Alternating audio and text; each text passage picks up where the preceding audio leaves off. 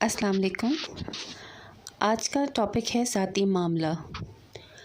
آج کل اخباروں میں مدیر کے نام خطوط کے کالم میں ایسے خطوط شائع ہو رہے ہیں جن کا عنوان کچھ اس قسم کا ہوتا ہے کہ میں نے اسلامی پارٹیوں کو ووٹ کیوں نہ دیا، کیوں نہ دوں گا۔ مثال کے طور پہ ایک انگریزی روزنامے میں ایسی ہی نوعیت کا خط 1 دسمبر کو شائع ہوا تھا، جس کا لب لباب میں اپنے لفظوں میں شائع کرتا ہوں۔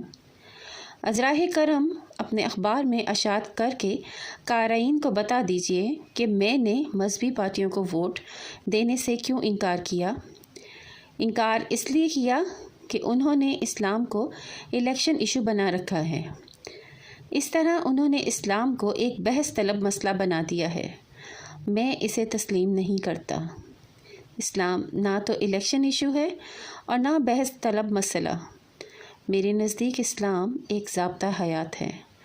ہمارے ہاں بہت سے مذہبی فرقے ہیں، سنی، شیعہ، دیوبندی، بریلوی، ہر پارٹی کا اسلام کے متعلق مختلف نظریہ ہے۔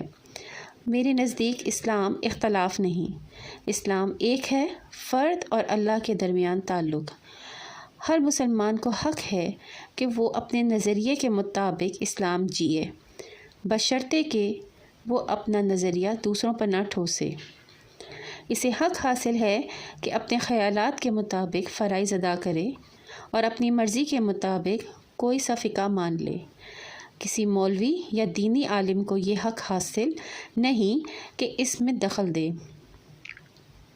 انہوں نے مجھے بتایا کہ اگر مسلمان ہاتھ یا پاؤں کو کاٹنے یا سنگسار کرنے کے اصول کو مان لے تو وہ بہتر مسلمان بن جاتا ہے۔ میں ان سے کہتا ہوں کہ میں اس لیے مسلمان ہوں کہ میرے دل میں حضور صلی اللہ علیہ وسلم اور اللہ کی محبت گامزن ہے، اس لیے نہیں کہ میں دوزخ کے عذاب سے خوفزدہ ہوں۔ میرے اسلام کی بنیاد محبت ہے، خوف نہیں۔ اگر مولوی لوگ اپنے اسلام کی بنیاد خوف پر رکھنا چاہتے ہیں تو بے شک رکھیں۔ یہ خوش فہمی کہ مذہب ذاتی معاملہ ہے، مذہب سے فرار کے لیے پیدا کی گئی ہے۔ میں بھی ایک زمانے میں یہ سمجھا کرتا تھا کہ مذہب ذاتی معاملہ ہے۔ مجھے یہ خیال کبھی نہیں آیا تھا کہ اسلام اگر ذاتی معاملہ ہے تو پھر اسلام ایک کیسے ہو سکتا ہے؟ پھر تو ہر فرد کا اپنا اسلام ہو۔ دراصل ایسے چمکیلے خیالات مغرب سے آتے ہیں اور ہمارے نوجوانوں کی آنکھوں کو خیرہ کر دیتے ہیں۔ شکریہ۔